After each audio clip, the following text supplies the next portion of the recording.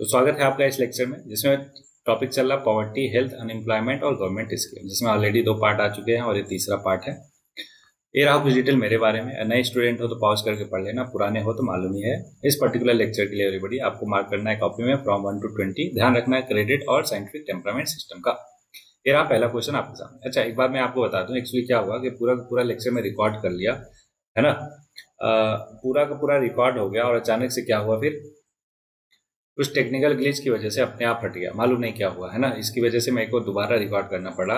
तो होपफुली मैं थोड़ा फास्ट रहूंगा, तो थोड़ा कोऑपरेट करना इस पर्टिकुलर लेक्चर के लिए, ठीक है। चलो, which one of the following is the biggest cause of incident of migration of female person in India. तो इसका करेक्ट आंसर है एवरीबॉडी, मैरिज की वजह से जितने भी मतलब most of the female person in India क्या करती हैं, माइग्रेट करती है from one place to another.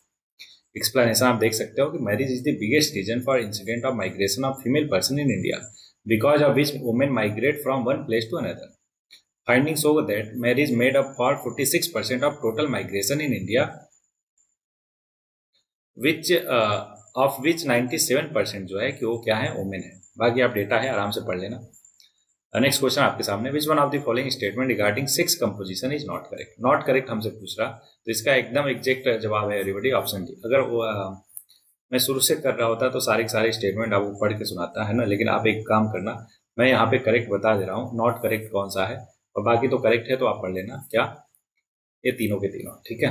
अब एशिया में there is high sex ratio. देखो, एशिया में हम जानते हैं चाइना भी है और इंडिया भी है, दो one of the populated country, और दोनों में जो सेक्स रेशियो है वो बहुत लो है, मतलब बहुत नहीं, लो है।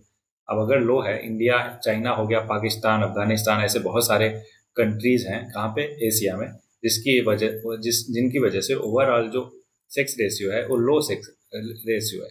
बोलो हाँ ना, तो इसलिए ऑप्शन डी जो है गलत हो जाएगा। होपफुली मैंने आपको बता दिया, तो ध्यान रहे आपको। Next question, who among the following has given the concept of human development. Actual में 1990 में महबूब उल हक, जो पाकिस्तान के एक इकोनॉमिस्ट हैं, उन्होंने दिया था कॉन्सेप्ट किसका, ह्यूमन डेवलपमेंट का। तो यहाँ मालूम है आपको, ध्यान से पढ़ लेना। अच्छा, इसमें 4 पिलर है ह्यूमन डेवलपमेंट में, क्या क्या, इक्विटी, सस्टेनेबिलिटी, प्रोडक्टिविटी, एम्पावरमेंट, है ना। और अप्रोचेज टू ह्यूमन डेवलपमेंट क्या है, देखो टोटल 4 अप्रोचेज हम यहाँ पे पढ़ेंगे। हाँ, 4 अप्रोच कौन कौन सा, बेसिक नीड, कम से कम बेसिक नीड तो पूरा हो। क्या क्या बेसिक नीड में आता है, हेल्थ आता है, education, food, water supply, sanitation और शेल्टर। वहीं पे इनकम अप्रोच की बात करें तो higher the income greater the level of development, ठीक है। तो पहला हो गया बेसिक नीड अप्रोच, दूसरा इनकम अप्रोच, तीसरा कैपेबिलिटी अप्रोच कि to promote human development it is crucial to enhance capacities in health, education और एक्सेस टू रिसोर्सेज। और चौथा है वेलफेयर अप्रोच। वेलफेयर अप्रोच में क्या होता है, रिस्पॉन्सिबिलिटी होती है एलिवेटिंग ह्यूमन डेवलपमेंट लेवल और maximizing welfare spending lies only with the government. ये गवर्नमेंट की रिस्पॉन्सिबिलिटी है, स्पेशली वेलफेयर गवर्नमेंट की। Next, what do you mean by demographic dividend. मैंने आपको बता ही दिया कि जो वर्किंग पॉपुलेशन होता है 15 से 64 उम्र के लोग, ध्यान रखिएगा, किसी लेक्चर में मैंने गलती से इसको 15 to 45 बोल दिया, तो माफी उसके लिए, है ना। जस्ट एक एरर ऑफ अनइंटेंशनल है, मतलब कि जस्ट फ्लो में वो निकल गया होगा, तो उसके लिए माफी। 15 से 64 जो है वर्किंग एज पॉपुलेशन है। तो जिस कंट्री की वर्किंग एज पॉपुलेशन ज़्यादा हो तो वहाँ पे जो इकोनॉमिक ग्रोथ है बहुत ही तेजी से होता है, उसी को हम डेमोग्राफिक डिविडेंड बोलते हैं। तो करेक्ट ऑप्शन है। हाँ, ध्यान है कि पूरी तरीके से यूटिलाइज किया जाए तब, जैसे हमारी इंडिया में है, इकोनॉमिक ग्रोथ तो है, लेकिन one of the demographic dividend है, लेकिन साथ में हम पूरी तरीके से यूटिलाइज नहीं कर रहे हैं, इसलिए उतना जितना होना चाहिए उतना है नहीं। तो इसका करेक्ट जवाब है already rise in the rate of economic growth due to higher share of working age group in a population. बोलो क्लियर है क्या, शाबाश। ये देख सकते हो टिपिकली कितना है, वर्किंग एज किसको बोलते हैं, 15 से 64 ईयर ओल्ड। इंपॉर्टेंट पॉइंट ये ध्यान में रखना है कि करीब 62.5% ऑफ इंडिया पॉपुलेशन 15 से 59 ईयर की उम्र में है, जो कि बढ़ जाएगा 65% कब, अराउंड 2036 में। बोलो हाँ ना, ओके। बाकी डेटा है, आप आराम से पढ़ लेना। नेक्स्ट क्वेश्चन है everybody, which one of the following is not a dimension of HDI, human development index. कई बार देख चुके हैं, इसलिए एक बार फिर से देखो, 3 डायमेंशन होते हैं, हेल्थ, एजुकेशन और स्टैंडर्ड ऑफ लिविंग, ठीक है। ये 3 डायमेंशन हो गए। हेल्थ में टोटल कितने इंडिकेटर होते हैं, याद करो, 2 होते हैं या 3 होते हैं, 3 होते हैं। एजुकेशन में कितने होते हैं, 2 होते हैं। स्टैंडर्ड ऑफ लिविंग में इंटरनेशनल का देखा जाए तो 6 होते हैं, और इंडिया का देखा जाए तो 7। बैंक अकाउंट एक एडिशनल है। बोलो हाँ ना, तो लॉन्ग एंड हेल्दी लाइफ हो जाएगा हेल्थ में इंक्लूडेड, ठीक है, तो ये बिल्कुल है। नॉलेज ये हो जाएगा, एजुकेशन में ये भी है। Access to banking and other financial provision, bank account तो है, लेकिन एक्सेस टू बैंकिंग ये जो है हमारे इंडिया में, ठीक है, और वो भी क्या है, Indian multi dimensional poverty index में है। आई डोंट थिंक कि ह्यूमन डेवलपमेंट में है, तो इसलिए नहीं होगा। Decent standard of living third वाले में आ जाएगा। तो ये भी है, ये भी है, ये भी है, सी नहीं है, तो सी ही इसका गलत जवाब हो जाएगा। क्या हमसे पूछा था, नॉट अ, तो that's why not a dimension. अच्छा, डायमेंशन पूछा है वो तो एकदम क्लियरली तरीके से क्या हो जाएगा, सी। क्यों, मुझे लगा कि इंडिकेटर है, इंडिकेटर में 3 2 5 + 7 है, इंडिकेटर में बैंक अकाउंट आ जाएगा, लेकिन डायमेंशन में तो 3 ही आएगा। क्या, हेल्थ, एजुकेशन और स्टैंडर्ड ऑफ लिविंग। बोलो एकदम क्लियर, सब मालूम है आपको। आगे बढ़ जाएंगे। 1990 में पाकिस्तानी इकोनॉमिक्स मकबूल हक ने दिया था, सबको पता ही है, बेसिक चीज़ है बड़ी, ठीक है। अच्छा, ये रैंक वगैरह आपको ध्यान में रखने की जरूरत नहीं, क्योंकि 2021 का है, अभी 25 चल रहा है, तो लेटेस्ट वाला क्या करोगे, जस्ट गूगल करके कर लोगे। एक काम करो, गूगल करके अभी बताओ कि एसटीआई में इंडिया का रैंक कितना है, ठीक है, अभी लेटेस्ट डेटा के अकॉर्डिंग कमेंट करो जरा। और उसमें इंडिया का रैंक कितना है, टॉप कौन है और बॉटम पे कौन है, 3 चीज़ आपको बताना है। क्या क्या, कि इंडिया का रैंक कितना है, सबसे टॉप पे कंट्री कौन सी है और बॉटम पे कौन सी, ठीक। ओके, गिनी कोएफिशिएंट क्या है, याद करो कि इनकम इक्वलिटी बताता है, पहले ही कर चुके हैं किसी लेक्चर में, नो प्रॉब्लम, फिर से कर लेते हैं। Gini ratio can be associated with which of the following measurement in economy, rate of inflation नहीं, पॉवर्टी नहीं, इनकम इक्वलिटी बिल्कुल सही, ऑप्शन सी हो गया करेक्ट जवाब। मालूम ही है, इसलिए ज़्यादा टाइम नहीं लगाएंगे, आगे बढ़ेंगे। ये है, ये हाईएस्ट गिनी कोएफिशिएंट कहाँ है, हाईएस्ट गिनी कोएफिशिएंट का मतलब कि जो इनकम इनक्वालिटी है बहुत ज़्यादा है, साउथ अफ्रीका में, इस वाटनी में, नामीबिया में। वहीं पे लो इनकम इनक्वालिटी कहाँ पे है, स्लोवेनिया, आइसलैंड और UK. Next, natural rate of unemployment hypothesis was advocated by, उनका नाम था मिल्टन फ्राइडमैन। बहुत ही फैक्चुअल क्वेश्चन है, आपको ध्यान में होना चाहिए। और उनका क्या अप्रोच था वो समझ लेते हैं। थ्योरी क्या था कि natural rate of unemployment hypothesis advocated by Milton Friedman state that there is a level of unemployment that persist in the long run regardless of economic fluctuation. मैं समझा देता हूँ आपको, देखो हम जानते हैं इकोनॉमी जो है फ्लक्चुएट करती है, कभी बूम आता है, कभी रिसेशन आता है, समझ रहे हो क्या, कभी डिप्रेशन आता है और कभी ग्रोथ होती है, समझ रहे हो। ये सारी की सारी क्या है, उसके ढेर सारे पड़ाव। अब हर एक पड़ाव में, चाहे बूम कर रही हो, डिप्रेशन में हो, है ना, या फिर ग्रोथ में हो, हर एक हालात में, हर एक सिचुएशन में एक फिक्स नंबर ऑफ पॉपुलेशन जो है अनएम्प्लॉयड रहेगा ही रहेगा, समझ रहे हो। और क्योंकि स्ट्रक्चरल अनएम्प्लॉयमेंट है ना, टेक्नोलॉजी की वजह से या फिर बाकी चीज़ों की वजह से वो फिक्स पॉपुलेशन जो है अनएम्प्लॉयमेंट रहेगा ही रहेगा। वही ये बात बोला उन्होंने, क्या बोला, नाम ही है नेचुरल रेट ऑफ अनएम्प्लॉयमेंट, ठीक। इन्होंने मिल्टन फ्राइडमैन ने, होपफुली आपको अच्छे से क्लियर होगा। स्वयं क्या है, तो देखो 2016-17 के आसपास आया था स्वयं, जो कि एक ऑनलाइन पोर्टल है जहाँ पे आप बहुत सारे कोर्सेज जो है पढ़ लिख सकते हो, कंप्लीट कर सकते हो, जिससे वहाँ पे सर्टिफिकेट भी मिलेगा और इंटरेक्टिव सेशन होते हैं अभी भी, तो उसको आप देख सकते हो। तो ऑप्शन बी हो जाएगा, मासी open online courses initiative on a national platform, ठीक है। क्या चाहो तो आप पढ़ सकते हो, सिंपल चीज। नेक्स्ट क्वेश्चन आपके सामने, विच one of the following statement about निर्यात बंधु स्कीम, नाम से ही लग रहा है निर्यात मतलब एक्सपोर्ट की बात होगी, किसकी, एक्सपोर्ट की। तो ऑप्शन में देख लो, एक्सपोर्ट की बात कहाँ पे हो रही है, क्रॉप प्रोटेक्शन नहीं, वल्नरेबल सेक्शन ऑफ सोसाइटी नहीं, scheme for monitoring rural poor नहीं, तो it is scheme for maintaining first generation entrepreneurs. तो एंटरप्रेन्योर्स है तो क्या करेंगे, ऑब्वियस एक्सपोर्ट करेंगे, तो इसका करेक्ट आंसर ये हो जाएगा।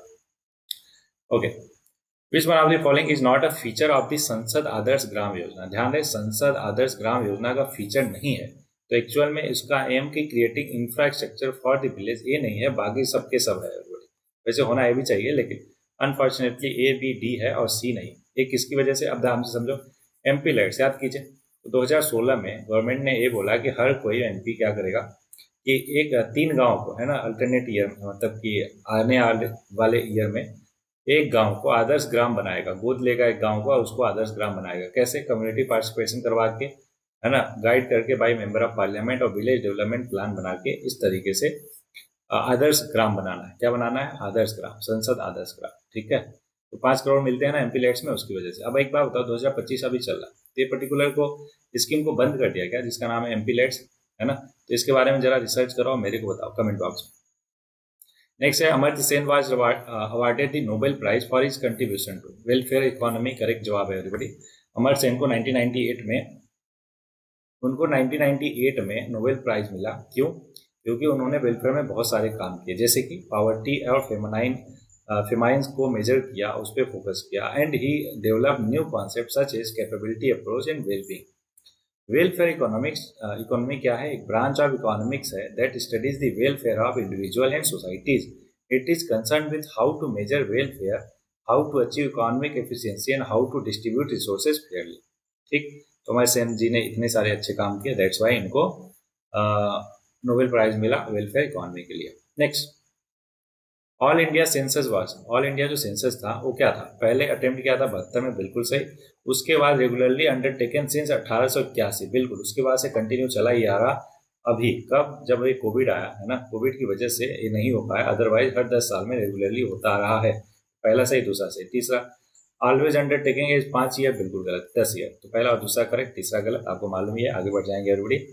शिशु, किशोर और तरुण क्या है? वो एक्चुअल में स्कीम है, मुद्रा स्कीम के तहत में, है ना। शिशु, किशोर और तरुण, अभी 2025 रिसेंट की न्यूज है कि इसका जो अमाउंट है बढ़ा दिया गया। पहले शायद 10 लाख था शिशु के लिए, उसको बढ़ा के 20 लाख कर दिया, ऐसा समथिंग है। अभी देख लेते हैं। हाँ, क्या था? 50,000। तो 50,000 को शायद 1 लाख कर दिया, और 5 लाख को 10 लाख कर दिया, और 10 लाख को 20 लाख कर दिया। ठीक है, ओके। नेक्स्ट है आपके सामने ये, which of the following are example of transfer payment, मतलब डायरेक्ट ट्रांसफर कर रहे हैं। अनएम्प्लॉयमेंट अलाउंस ट्रांसफर पेमेंट है। पेमेंट ऑफ सैलरी नहीं भैया, काम करोगे तभी मिलेगा, है ना, ऐसे ही नहीं मिलेगा। सोशल सिक्योरिटी पेमेंट बिल्कुल ट्रांसफर पेमेंट है। ओल्ड एज पेंशन ए भी है। तो पहला, दूसरा और चौथा, सॉरी पहला, तीसरा, चौथा, कौन सा ऑप्शन? ऑप्शन सी हो जाएगा करेक्ट आंसर। देखो ये सैलरी वाला नहीं था, उसको देखते हैं, बाकी तो है मालूम ही आपको। दूसरा, payment of salary is not consider a transfer payment as it involve the exchange of labour या फिर सर्विस फॉर कंपनसेशन। बाकी सबके सब हैं। टाइप ऑफ ट्रांसफर पेमेंट क्या होता है? सोशल सिक्योर, बाकी वही जो सारा कुछ था। बिजनेस को सब्सिडी देना है, वेलफेयर प्रोग्राम के लिए पैसे ट्रांसफर करने हैं, या सोशल इंश्योरेंस प्रोग्राम देना है, ये सब टाइप ऑफ ट्रांसफर पेमेंट है। कीनीसियन इकोनॉमिक्स जो है, ट्रांसफर पेमेंट है वह मल्टीप्लायर इफेक्ट, क्या बोलते हैं? Multiplier effect. याद कीजिए, मनी मल्टीप्लायर हमने काफी देखा है इकोनॉमी में, leading to increase spending beyond their initial amount. देखो कॉमन सेंस है, कॉमन सेंस वाली बात है। लोगों के हाथ में पैसा आएगा तो लोग क्या करेंगे? खर्च करेंगे, खर्च करेंगे, डिमांड बढ़ेगी, डिमांड बढ़ेगी, प्रोडक्शन बढ़ेगा, और चलो इकोनॉमी का पहिया है वो घूमेगा। अगला, राष्ट्रीय उच्चतर शिक्षा अभियान, विच of the following not an objective, not, ध्यान रहे, नॉट एन ऑब्जेक्टिव पूछ रहा है, किसका? रूसा का। राष्ट्रीय उच्चतर शिक्षा अभियान का 4 स्टेटमेंट। पहला, improve the overall quality of private educational institute, ठीक है। Ensure reform in the affiliation of academic examination system, okay correct. Regional imbalance in access to higher education, ठीक है। Create an enabling atmosphere in the higher education institute to devote themselves to research and innovation, ये भी ठीक है। तो कौन सा गलत हुआ?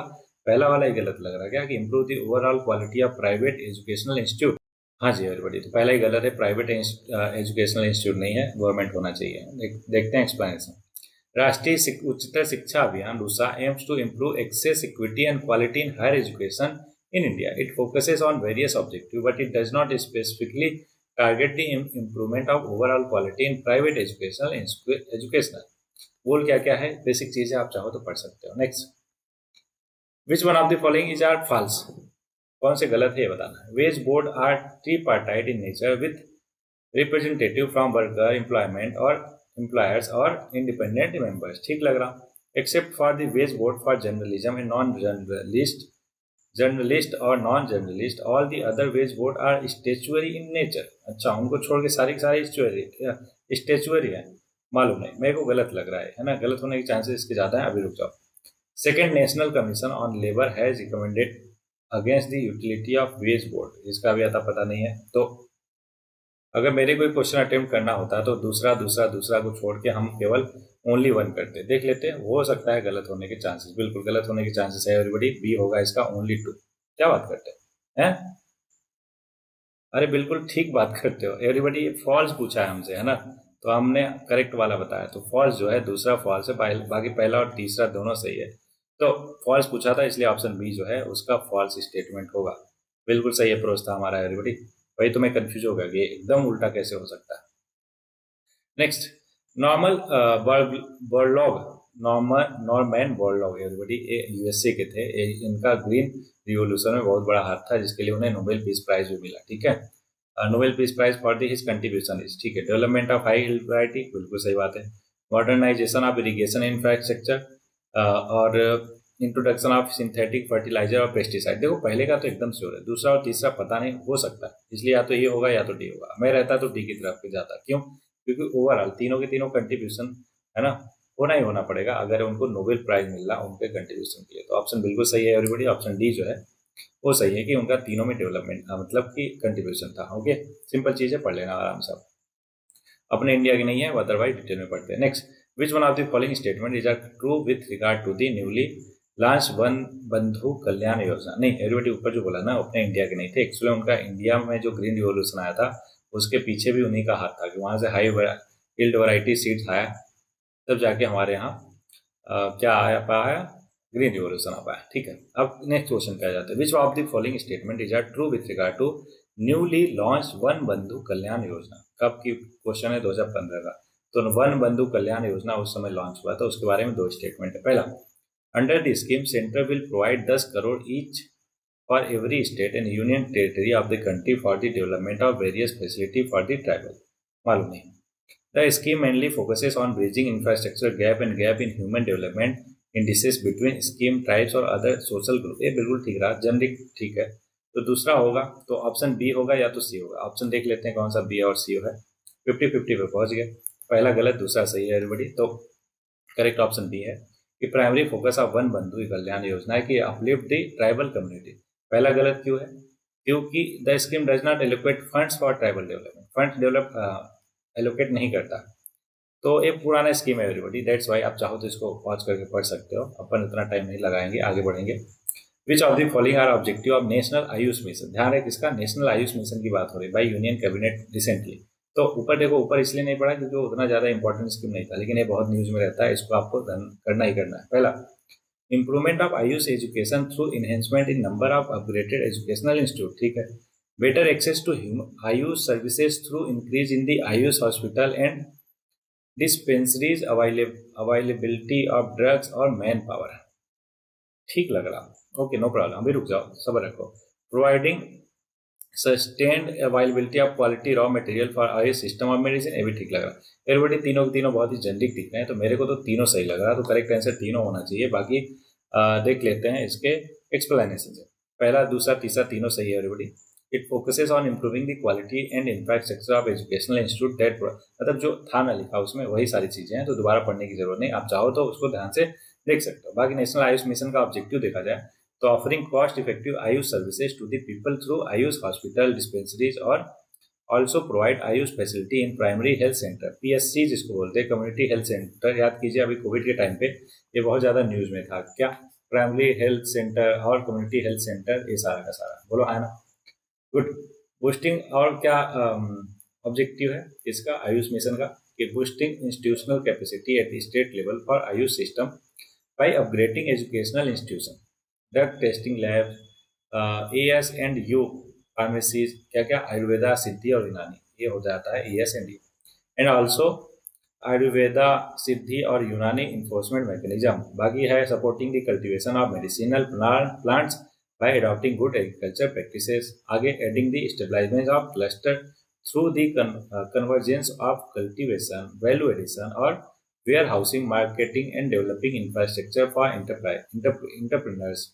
अब समझो, नेशनल आयुष मिशन जो है एक अम्ब्रेला टर्म हो गया जिसके अंदर ये सारे के सारे उसके क्या है, मिशन के ऑब्जेक्टिव। क्लियर है क्या? गुड। नेक्स्ट क्वेश्चन बोला, which of the following are the objective of Mahatma Gandhi Pravasi Suraksha योजना? क्या? महात्मा गांधी प्रवासी सुरक्षा योजना कि महात्मा गांधी जब वापस लौटे थे कहाँ से, साउथ अफ्रीका से इंडिया, तो उस डे को क्या मनाते हैं हम? महात्मा गांधी प्रवासी सुरक्षा योजना। जरा बताना किस डेट को लौटे थे महात्मा गांधी, कहाँ से? साउथ अफ्रीका से India. To encourage and enable the overseas Indian worker by giving government contribution to, फिर से पढ़ो, to encourage and enable the overseas Indian workers by giving government contribution. Government contribution क्यों देता है? Save for their return and resettlement, बिल्कुल। Save for their old age, एकदम। Obtain a life insurance cover against natural death, बिल्कुल नहीं everybody, ये एकदम नहीं कवर है ना। कंट्रीब्यूशन इसके लिए नहीं देता, बाकी पहला और दूसरे के लिए देता है। करेक्ट आंसर हो जाएगा ऑप्शन बी। ठीक है, चलो ये देख सकते हो कि महात्मा गांधी प्रवासी सुरक्षा योजना एक स्कीम निकाला 2013 में गवर्नमेंट ऑफ इंडिया ने, वॉलंटियर सोशल सिक्योरिटी स्कीम है। 2013 की बात है, इसलिए चाहो तो आप पढ़ सकते हो। बहुत पुराना है इसलिए हम ज़्यादा टाइम नहीं लगाएंगे, आगे बढ़ेंगे। Which of the following statement about India unorganise sector? ध्यान है, अनऑर्गेनाइज सेक्टर की बात कर रहे हैं। Labour is more in number than that in organise sector, बिल्कुल बात सही है। 90% से मोर देन 90% जो हमारी वर्किंग पॉपुलेशन है वो किसमें है? अनऑर्गेनाइज सेक्टर में। Job security and work regulation are better in organise sector, बहुत वाहियात है, बहुत खराब है, समझ रहे हो क्या? तो जस्ट उल्टा वाला, दूसरा नहीं हो सकता, दूसरा नहीं हो सकता, एक ही ऑप्शन क्या? पहला होगा तो पहला होगा, तो सी भी गया, तो ए भी गया और सी भी गया। बचे कौन सा, बी या डी? बी और डी में क्या है, 1 3 दोनों में है, चौथा नहीं है, चौथे देख लेते हैं। Workers are usually employed for a limited number of day, एकदम सही है। तो पहला तीसरा चौथा बिल्कुल हो जाएगा। बोलोगे सर तीसरा तो आपने पढ़ा नहीं। अरे भाई तीसरा बी में भी था और डी में था, लेकिन अपने फैक्चुअल क्लैरिटी के लिए आंसर भले ही आ गया, लेकिन फैक्चुअल क्लैरिटी के लिए हम उसको भी पढ़ेंगे। क्या बोला, they are usually not organise into trade unions, बिल्कुल सही बात है, उनके पास कोई रिप्रेजेंटेशन ढंग का नहीं होता है। ओके, बेसिक क्वेश्चन है इसलिए आगे बढ़ेंगे। तो इस पर्टिकुलर लेक्चर में इतना ही था। आई नो कि थोड़ा सा स्पीड अप किया मैंने, क्योंकि मैंने आपको बताया पूरा रिकॉर्ड कर लिया था, किसी वजह से मुझे फिर से शुरू से लेकर अंतिम तक रिकॉर्ड करना पड़ा। तो संत कबीर साहब का कहना है कि चलती चक्की देख के दिया कबीरा रोए, चलती चक्की देख के दिया कबीरा रोए, दो पाटन के बीच में साबुत बचाना पड़े। तो मैं आपको हर एक कोट, हर एक दोहा है ना, हर एक शेरो शायरी एक्सप्लेन करता हूँ। आज आपका काम है इस पर्टिकुलर 2 लाइन को एक्सप्लेन करना है। इसके कई मीनिंग है एवरीबॉडी, है ना। 3 मीनिंग तो मेरे को ही मालूम है। क्या आप इसके, है ना, मीनिंग को एक्सप्लेन कर सकते हो? क्या बताओ जरा, इसका क्या मतलब आप समझे? ठीक है, कमेंट बॉक्स में कमेंट करो। मीनवाइल एवरीबॉडी, आज के लिए बस इतना ही। मिलते हैं नए लेक्चर में, तब तक के लिए बढ़िया से आप पढ़ते रहिए और आगे बढ़ते रहिए।